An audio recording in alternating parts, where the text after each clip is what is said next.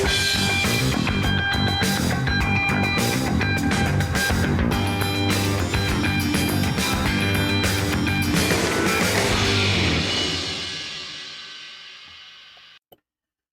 நண்பர்களே. இன்று நாம் யுகேயில் இனவாதம் தொடர்பாக நாம் பார்க்க இருக்கின்றோம்.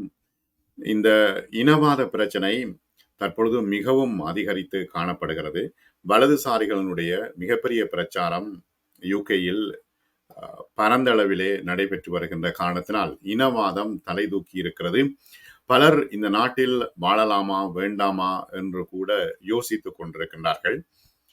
கடந்த ஆண்டு மட்டும் நீங்க இந்த புள்ளி விவரங்களை பார்த்தா உங்களுக்கு தெரியும். கடந்த ஆண்டு மட்டும் இனவரி பேசியதற்காக ஆயிரக்கணக்கான குழந்தைகள் பாடசாலைகளிலிருந்து வீட்டுக்கு அனுப்பப்பட்டிருக்கின்றார்கள். இது எங்க இந்த பிரச்சனை வருகுதுன்றா, மதவரி தற்பொழுது யூகேயில், லண்டனில் எல்லா இடங்களிலும் இயல்பாகிவிட்டது. இப்ப கருப்பு தோல் கொண்டவர்களை பார்த்தாலே வெள்ளைக்காரர்கள் ஒரு வெறுப்பாக பார்க்கின்ற ஒரு சூழ்நிலை காணப்படுகிறது. இவர்கள் குத்தி விடுவார்கள் அல்லது இவர்கள் வெட்டி விடுவார்கள் என்கின்ற ஒரு மிகப்பெரிய பிரச்சனை இருக்கிறது. அது மட்டுமல்ல, வகுப்பறைகளில் இந்த இனவாத கருத்துக்கள் பேசப்படுகின்றன. நீங்க ஆச்சரியப்படுவீர்கள். 11 வயதிற்கு உட்பட்ட பல குழந்தைகள் இந்த இனவாத பேச்சுக்காக பாடசாலையிலிருந்து வீட்டுக்கு அனுப்பப்பட்டிருக்கின்றார்கள். இப்ப இது எங்க வருதுன்னா, இனவாதம் பற்றி வீட்டில் பேசக்கூடியவர்கள் இருக்கின்றார்கள். இளைஞர்கள் பேசுகின்றார்கள், பெற்றோர்கள் பேசுகின்றார்கள், ஊடகங்களில் உள்ள வலதுசாரி பிரமுகர்கள் பேசுகின்றார்கள், இனவாதம் பற்றி பேசுகின்றார்கள். இதை திரும்ப திரும்ப கேட்கின்ற குழந்தைகள், 12 வயது 11 வயது குழந்தைகள் பாடசாலைக்கு சென்று அந்த இனவாதத்தை திரும்ப திரும்ப பேசுகின்றார்கள் என்று பாடசாலை வட்டாரங்கள் தெரிவிக்கின்றன. 2023ஆம் ஆண்டில் நீங்கள் ஆச்சரியப்படுவீர்கள், 11,619 குழந்தைகள் இனவாத பேச்சு, இனவெறி நடத்தைக்காக இடைநீக்கம் செய்யப்பட்டிருக்கின்றார்கள் இங்கே யூகேயில் பாடசாலைகளில் இருந்து.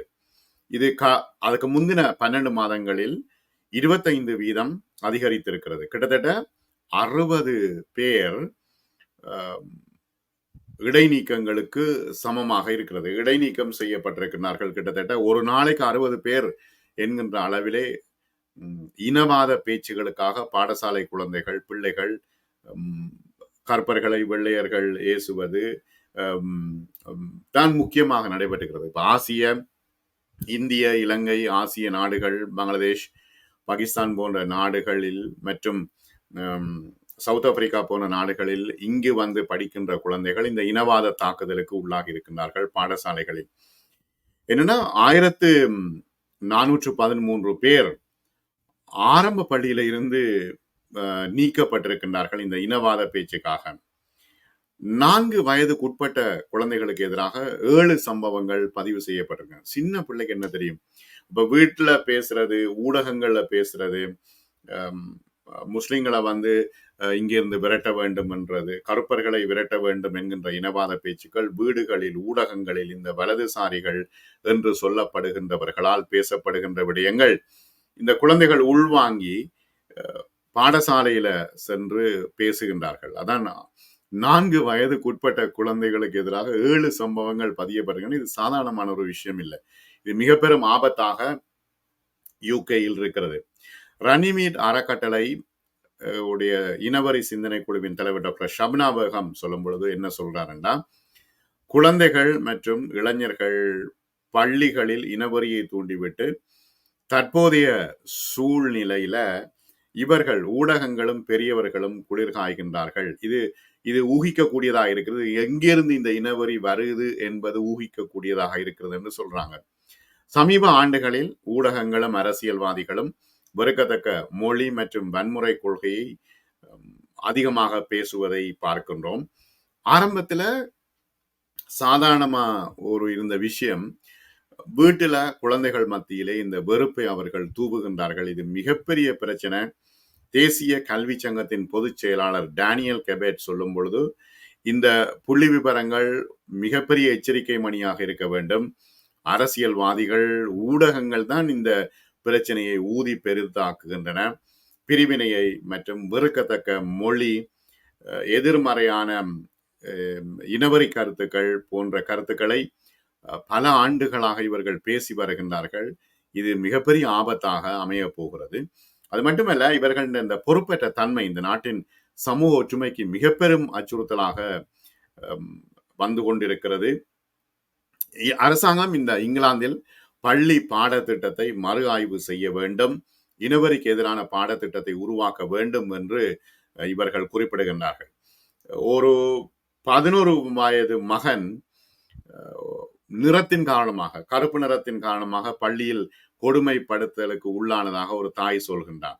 அவர் சொல்றான், என்ன நடக்க போறது, ஒண்ணுமே விளங்குதில்லை எங்களுக்கு, நாங்கள் படிக்கிறதா இல்ல ஊரை விட்டு போறதா என்னென்று விளங்குதில்லை என்று அந்த தாய் குறிப்பிடுகின்றார்.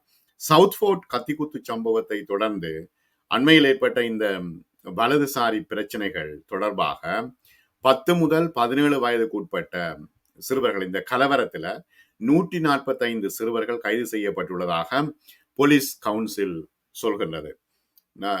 10 முதல் 17 வயது வரை உள்ள சிறுவர்கள் 145 சிறுவர்கள் கைது செய்யப்பட்டிருக்கின்றார்கள் என்று போலீஸ் சொல்லுது.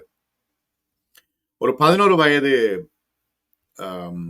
ஒரு ஒரு பையனை, 11 வயதுன்னா இனி பையன் தானே, சிறுவனை பார்த்த பொழுது பள்ளியிலேயோ சமூகத்திலேயோ இனவரி மற்றும் பாகுபாடு இல்லாமல் இருக்குது. ஆனா அவர் இந்த இனவரி சம்பவத்தில் ஈடுபட்டிருக்கிறார். கல்லால் எறிகிறது, இந்த போலீஸுக்கு கல்லால் எறிந்தது. மற்றது இங்கே இருந்து முஸ்லிம்களை வெளியேற்றணும், கருப்பர்களை வெளியேற்றணும் என்ற கோஷம் என்ற விஷயங்கள் அவர் ஈடுபட்டிருந்தார். பள்ளிகளில் உள்ள இந்த விஷயம் மிக பெரும் சீர்குலைவுக்கு காரணமாக அமைந்துவிடும் என்று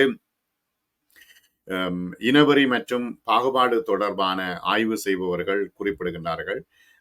பாரிய அளவ இந்த புள்ளி விவரங்கள் காட்டி நிற்பதாக அவர்கள் அச்சப்படுகின்றார்கள்.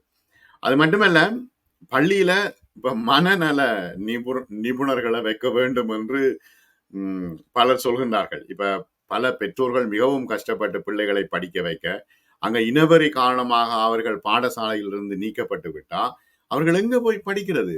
இப்ப யூகேல இப்படி ஒரு பிரச்சனை வருமென்று யாரும் எதிர்பார்க்கவே இல்லை. ஆகவே இப்ப மனநல நிபுணர்கள் மிக முக்கியமாக பாடசாலைகளுக்கு தேவை என்று சொல்கின்றார்கள்.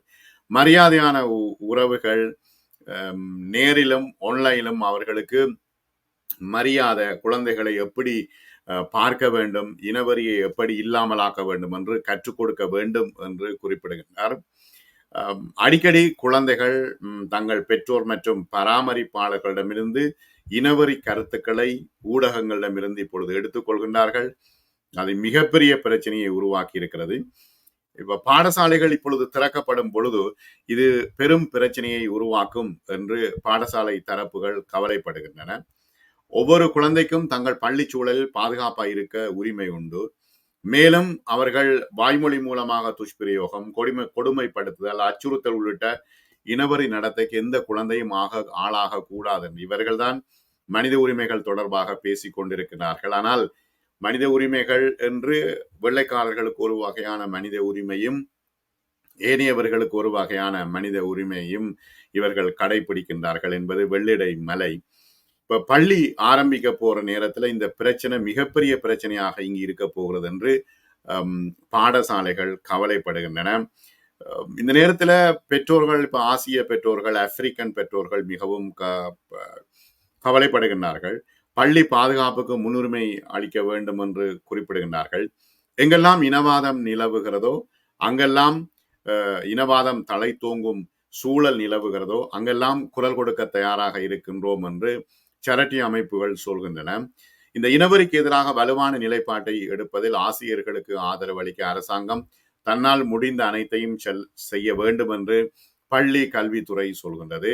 சமூக ஒற்றுமையை கட்டியெழுப்புவதற்கும் இனவரியை சமாளிப்பதற்கும் நம் குழந்தைகளை பாதுகாப்பாகவும் நன்றாக வளர்க்கவும் தேவையான படிகள் குறித்து தேசிய அளவிலான உரையாடல்களை தொடங்க வேண்டும். ஆனால் என்ன பிரச்சனைன்னா, தொடர்ந்தும் இந்த வலதுசாரிகள், நைஜல் ஃபராஜ் போன்றவர்கள் இனவாத கருத்துக்களை தொடர்ந்தும் பரப்பி வருவதன் காரணத்தினால எல்லோரும் இப்ப பிரித்தானியர்களுக்கு மற்றெல்லாம் கலைக்கப்பட வேண்டும் என்கின்ற மனநிலையில இவர்கள் இருப்பதன் காரணத்தினால் இது பெரும் பிரச்சனையாக இந்த பிரச்சனை உருவெடுத்திருக்கிறது. ஆகவே என்ன செய்வது என்பது, இப்ப பொருளாதார பிரச்சனை ஒரு பக்கம், இனப்பிரச்சனை, இனவாத பிரச்சனைகள் ஒரு பக்கம், இந்த ஆசியர்களும் ஆப்பிரிக்கர்களும் எங்கே செல்வது என்கின்ற மிகப்பெரிய கேள்வி எழுகிறது. மற்றும் ஒரு தகவலோடு சந்திப்போம் நண்பர்களே.